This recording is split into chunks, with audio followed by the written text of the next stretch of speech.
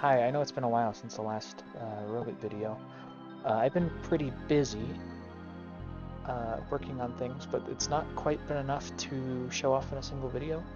I'm just going to start off by I'm not going to read all this out. I'm just going to have, this is the 0.0.4 update. It added, everything on the screen here. You can pause it to read if you'd like. And then below is the 0.0.3 update that was also done since my last video. So I'm just going to pull up the game. The only thing that I have that's experimental right now is the team energy, which is set to 100 just for the sake of showing off abilities. I'm going to go ahead and start a battle here. Starting and stopping battles is not very polished yet, but it works. So basically what happens is the world freeze frames and it fades to the battle and then it fades back in.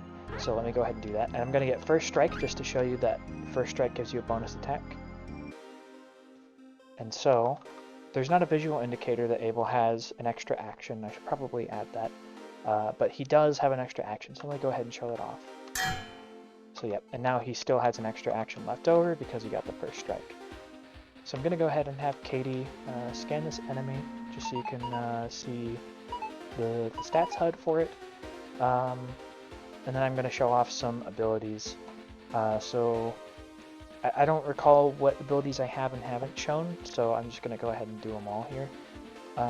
Sarge has this Haymaker ability that can knock an enemy into an enemy behind it. But that didn't work because it killed the enemy instantly. Let's see, we can do one of Abel's abilities. He can do a light combo here. And that does no damage because Abel has exhaustion that's screwing up his attack. I still don't have blocking sprites. Oh, you may have noticed that the camera is much closer to the characters compared to before, just because it felt too far away before, and so now I think it's an appropriate distance. I don't think I'll be changing it again anytime soon. Anyway, now I'll show off the Haymaker ability again and actually do it right this time. So just like that. And so it knocks one enemy into the enemy behind it. Katie got a new ability. She has this hypercharge ability that hits every enemy. This might be a little loud. I don't recall if I've done good audio mixing on this, but basically you mash left and right and it strikes every enemy for the same amount of damage. It inflicts a short circuit debuff and it fills their energy meter. So basically it's going to do a lot of damage, but it's also going to make enemies very aggressive. So it's sort of it's an interesting trade-off, more so than just a simple deal damage. Yeah, that's pretty bad audio mixing. I'm sorry about that. So you can see this enemy has short circuit on him, and so if I just have Abel skip a turn, this guy will probably act a couple times in a row just because he has so much energy stored up. Yep, so he overcharges for an extra attack. I missed the block. So I'll go ahead and have Katie use a crappy healing item on Abel just to show that items are a thing now. Yep, so those work just fine. And so I guess I'll go ahead and finish this guy off. You may have noticed also that this Springo has two pieces of equipment. Enemies can carry any number of items and cores, so they can be pretty challenging, but the more they carry, the more they drop after the battle, so they drop more money, more loot in general. So I'm going to go ahead and just finish this guy off.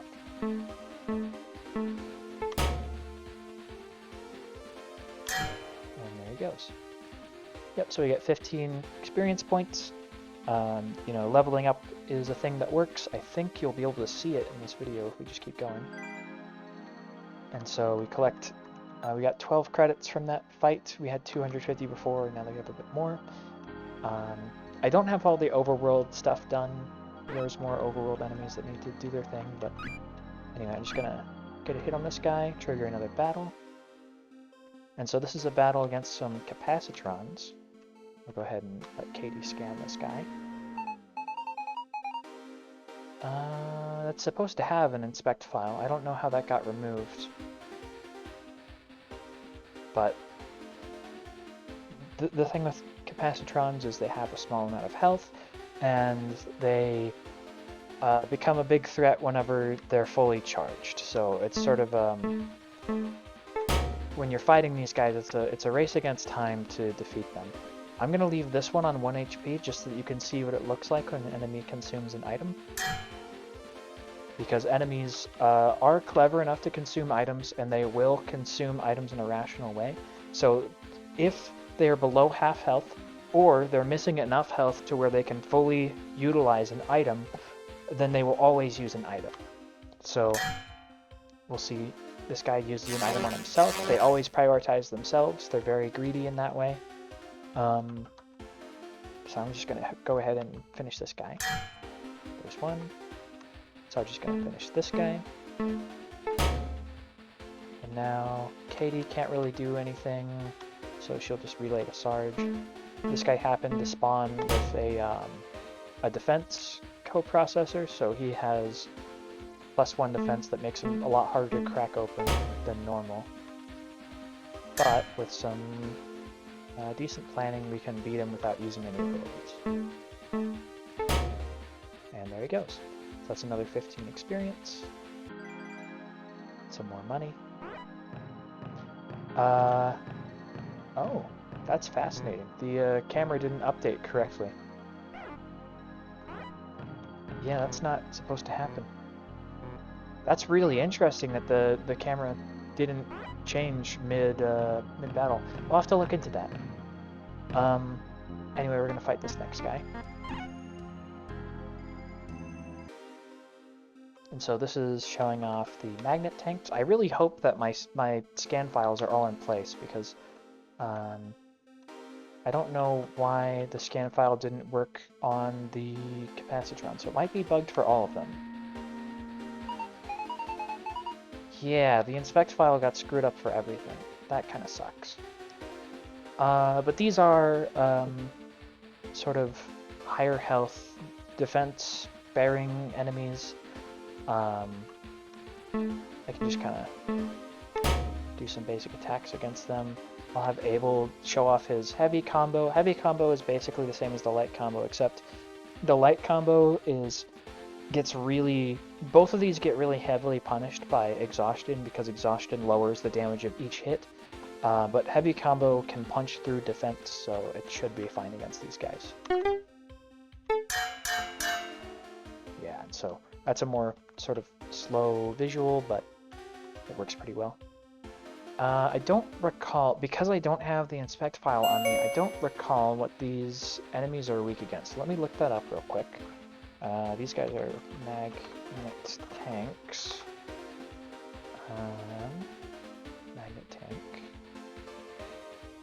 And then stats. And then elemental defense. Oh, I didn't make them weak to anything. Okay, well that's that's tisk. Poor behavior on my part. So if they're not weak to anything, I might as well just show you Abel's stance mechanic. Abel has a handful of different stances that are unlocked at various points in the game, and they all sort of have their own little unique gimmick to them. So Abel's default stance is kinetic, so that's like the yellow damage type. He can, and it doesn't have any special bonuses. He can go to the defensive stance, which increases his defense by 1 and changes all of his attacks to deal magnetic damage. He can go to his counter stance, which does thermal damage, and he gets basically a bonus return descender type attack when taking damage, if blocked correctly. There's the critical stance, which makes him deal chemical damage and penetrate 1 defense. There's the offensive stance, which changes his stats to, or his attacks to electric, and increases his attack by 1. I'll be doing the critical stance here just because that built-in defense penetration is really nice for him. I failed that block. I failed that block. Okay. So these enemies cause the corruption debuff, and so you can see corrupted. If you're corrupted, then you can't do your special attacks. So for Abel, he can't do any of his sword arts. Katie wouldn't be able to do any of her support abilities, and Sarge won't be able to do any of his tactics. So it's a very punishing debuff to get.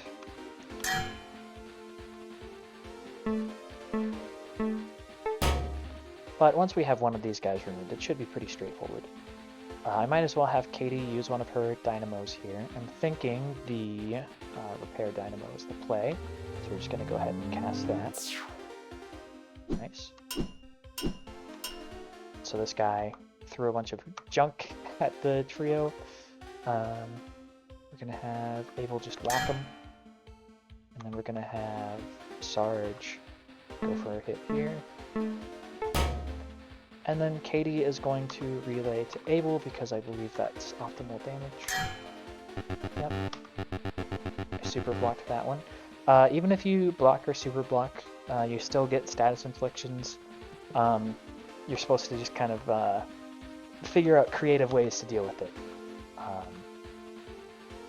So it's kind of adds more to a puzzle element. I don't like the idea of being able to just say no to a game mechanic by having good blocks, so there's a little more strategy and thinking in it. Oh, I completely whiffed that. That's embarrassing. Okay, so these guys are dead now. It reset their XP value too. That's so weird. I need to fix that, because they're supposed to be worth much, much more experience than that. Okay, so we're on to the next fight. Actually, perhaps it would be wise to consume some items like that, just so that we're fresh and ready. So we give that guy a whack, and we start the next fight. And so now you can see these are the Whirlees. They're really cute enemies. We are going to have Katie go to the back again. So she's going to swap places with Sarge, and she's just going to tell us what's going on with these guys. Support, scan Whirlee. That's a Whirlee. Oh no. Okay, yeah, I don't know why so the inspect files and the XP values have been reset on some of these enemies. I'm not sure why that's the case, but I'll be fixing that shortly. But these are Whirlees. They're pretty straightforward. They're flying enemies, so Sarge's attack cannot hit them, and Abel's attack cannot hit them, but they do have some abilities that can hit them. For example, Body Slam can hit one of these guys. And Abel's effect transmit can hit one of these guys. So if we change Abel to, let's say he goes to the offensive stance for a moment here, and then now that he's in the offensive stance, this effect transmit ability will allow him to like cast a debuff onto an enemy. So because Abel is in the offense stance, that was displaying the wrong thing. I need to fix that. Because Abel is now in the offense stance, the effect transmit will relay the electric element, because this is the electric element stance, and so it'll short circuit an enemy. So let's go ahead and do that on the back enemy here. Yep, so just like that, he falls to the ground. And so these guys have to spend a turn to get back, to get airborne again. Let me go ahead and put Katie in the front and let her attack again. You may have noticed that Sarge's basic attack leeches a small amount of energy from enemies. I added this because Sarge's basic attack is the weakest of the trio because Abel's can hit any location and Katie's is capable of knocking down flying enemies, so I needed something to make his a little bit better. Anyway, let's take out this Whirlee. That's a really scary attack because corrosion becomes very scary very quickly. So Katie is corroded now. Basically what that means is she has reduced defense, which means everything that hits her will deal more damage. The longer the corrosion effect is, the more harsh this is. So if she has corrosion between 1 and 4, she loses 1 defense. Between 5 and 8, she loses 2 defense. And at 9 or 10 duration, she loses a whopping 3 defense. So it's very, very scary to let that corrosion build up. So you want to kill these enemies quickly. So let's go ahead and finish these guys off. And let Sarge do a body slam to finish this guy. Nice and easy. And these guys had a proper XP in them. I couldn't tell you why the last one didn't work. So we're back to this dungeon again, and so we're going on to the next set of enemies. I'm gonna whack this guy. So these are Dioders. Hopefully, I don't know if I might not have written a dialogue file for these guys at all, so Katie might just say nothing here. Oh, that's a Dioder. They're static security installments that tap into underground power lines. Oh. Okay, I guess I never fully wrote out their description. Anyway, these enemies are pretty straightforward. They're kind of like Capacitrons, but they're a little bit stronger. They have a little bit more health, and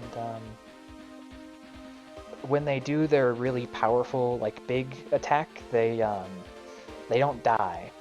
Capacitrons kill themselves whenever they fully charge, but whenever a Dioder fully charges, it just shoots a spray of lasers and keeps going. Anyway, let's show off another stance of Abel's. Let's put him in the defense stance since he's standing in the front. So now his attacks are going to be magnetic. I need to fix the UI so that it displays the stance better. So now his attacks are magnetic, and he has +1 defense. So let's go ahead and put him to use here.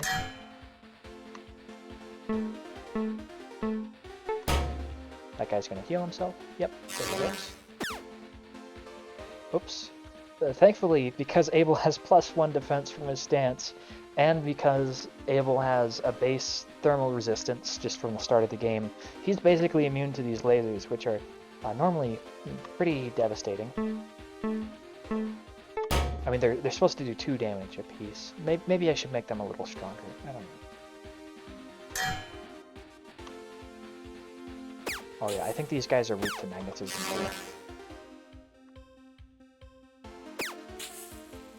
Let's skip a turn so you can see what the volley looks like. Yeah, so that's what they do when they charge up enough. They'll do a triple shot volley just like that.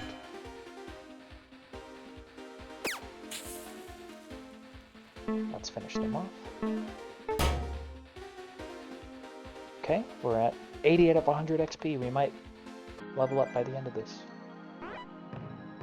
Okay, so what do I have in terms of healing? Not a lot of healing. Uh-oh. I'll use that, and I'll use that. And now I'm out of healing items, so we're going to just have to man up. Give this guy a whack for first turn advantage. And so as you can see, the game remembers that that we scanned the springos earlier, and now we have this new guy, the mirror mech. So let me go ahead and scan him.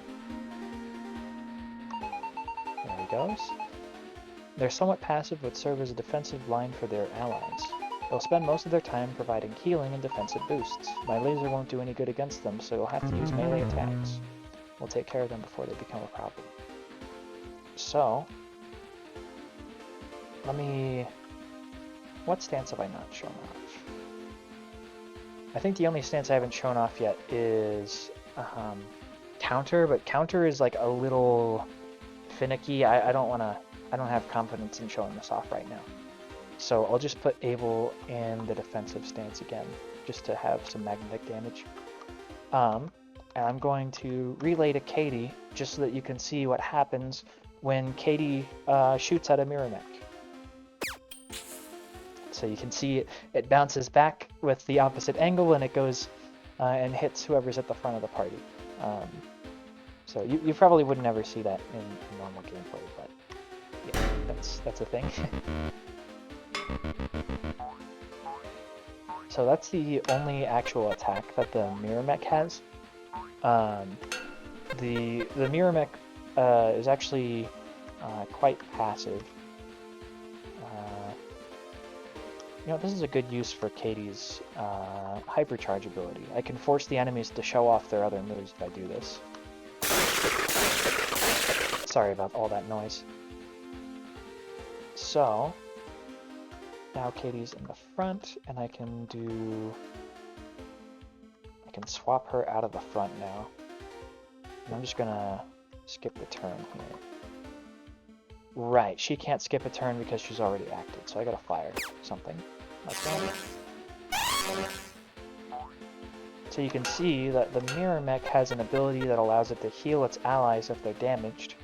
And it also has an ability to improve their defense, but I don't know, I don't think I'm gonna keep it alive long enough to show that off, so let's just get rid of it.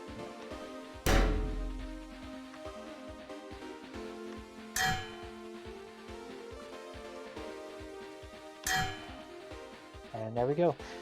Just not enough XP to show off leveling up. That's really sad because I don't have any other battles that work here.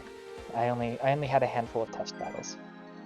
Because I believe if I try to fight this guy, the game will crash because I don't think I have a battle set for him.